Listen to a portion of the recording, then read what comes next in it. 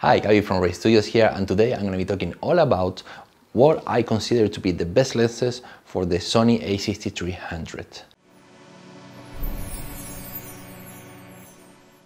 Now, of course, this applies also for the cameras like the A6000, A5100, 6400, 6500, and so on. But from now on, I will just refer to the A6300. That's the one camera that I've been using for the last couple of years.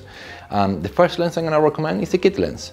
I know some people will say like you're crazy, the kit lens, but to be honest, if you're shooting video, there aren't that many pixels as when you shoot a picture on a video. So even when you shoot 4K, that's equivalent of a 8 megapixel picture of a 24 megapixel you have in your sensor.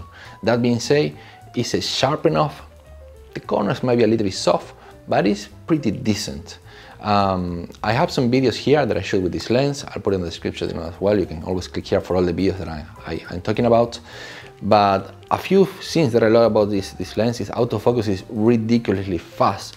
You have a motorized zoom, which is pretty amazing. That motorized zoom can be used from my gimbal, the Pancake Lens, that have a switch to control the zoom. It can also be used from your smartphone. You download the Play Memories app from Sony, and then you can control the zoom from your phone itself, which is pretty incredible. So if you're shooting videos like I'm doing right now, mount the camera on a tripod, you can look yourself in your smartphone, you're reflecting the image. So even so you don't have a flip-up screen on this camera, you can see yourself in the phone, adjust the zoom, adjust all the settings, pretty incredible.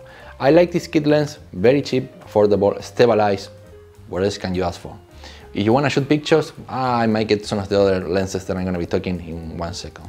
So kit lens first. Second lens I will get is this lens.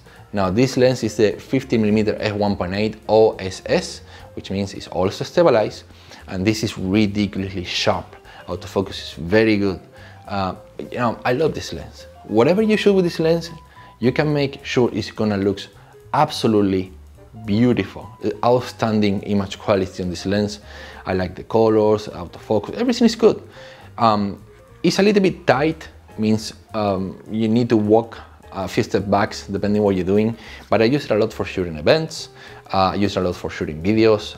It can be used for many things, and this will not disappoint you. The price is not bad. I believe it's like $300, more or less. So this is the second lens I will get. So let's go in order. The third lens I will get, and this might fight for the second place on order because it's as good as the 50mm f1.8. This is a 30mm f1.4 contemporary lens from Sigma. The one big downside on this lens is no image stabilization. If this will have image stabilization, that will definitely be a better option than the 50 f1.8. Image quality is as good, it's very sharp, the box is beautiful, and it's a lens that at 30mm is like a 50mm equivalent. What that means?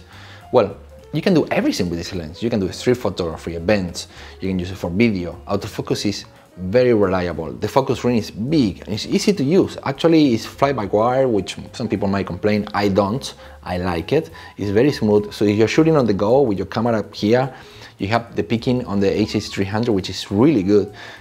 Easy to focus, but you don't need it because AF is really good on this lens, especially when you pair with the A6300. I love this lens. I have shot an entire event in which I bring all my lenses and I end up using this 90% of the time.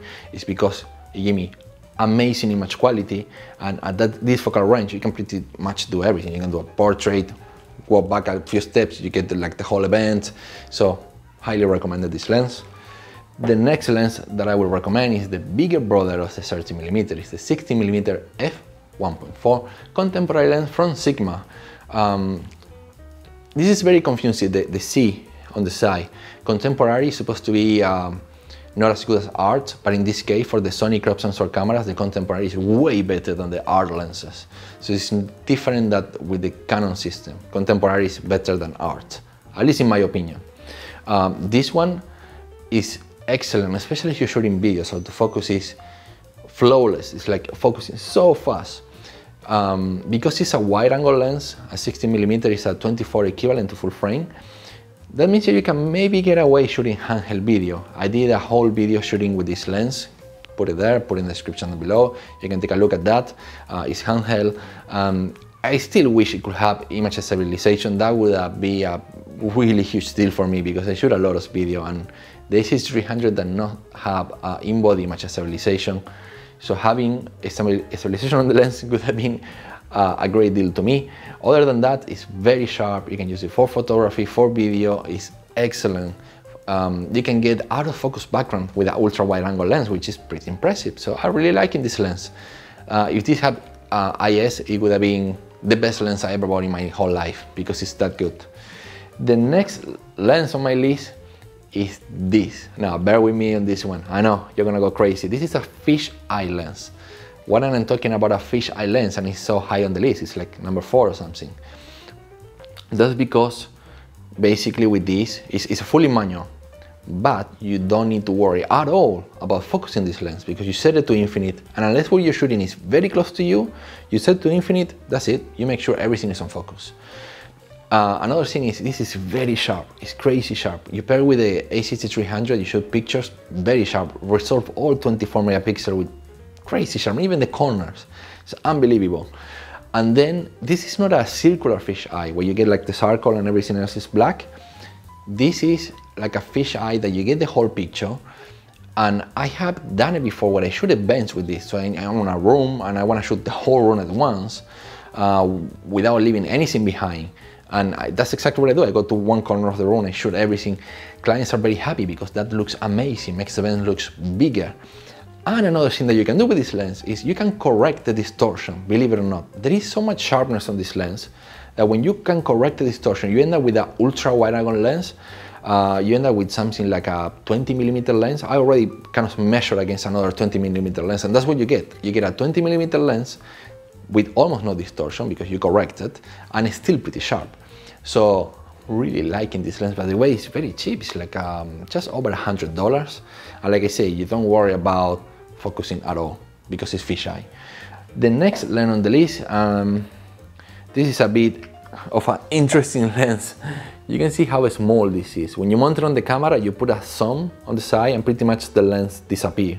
So it's like a pancake lens. And this is a 7 Artisans 35mm f1.2, fully manual. But this is kind of like an art lens. So if you are into travel photography, art photography, street photography, if you don't mind manually focusing a lens, this is so nice. The images you can get out of this lens, they're gonna look so beautiful because the image quality of this lens is fantastic. The bokeh is just creamy goodness, so smooth. The sharpness is very good. You can stop it down to f1.2, which is pretty wide, very fast lens. And look how small it is. So if you're into travel, walking around, street photography, well, that's a lens that you're gonna really love because it's so small and light, and you can have your camera almost like in a jacket pocket, literally. Take it away anytime, shoot something you like. Having manual focus, I talk about it in one of my previous videos. That will help you be a better photographer because instead of just snapping away like clack, clack, clack, clack, clack, you just kind of like look at what you like, focus it, frame it, so you know you're getting a really good picture because you're manually focusing, you're punching in, you make sure the focus is where you want it. Even so the AF can be pretty good, sometimes you focus where you don't want it. Maybe you focus, I don't know, in the ear instead of on the eyes, you know.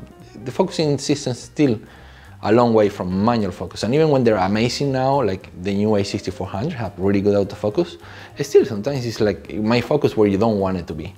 So that's another lens that I highly recommend. As you can see, there are not telephoto lenses on this list. That's because for my telephoto lenses, I like to shoot with Canon, but because I didn't find any really good telephoto lenses on the Sony system except for the full frame versions of it, like the 70-200. Other than that, these are my lenses, these are my recommendations. I hope you like this video. If you like it, please hit that subscribe button. That will help me a lot if you do. Let me know in the section down below, comments, what you think. Is there any lens that I'm missing, some lens that you think should be on the list? This is Gabby from Ray Studios. Till next time.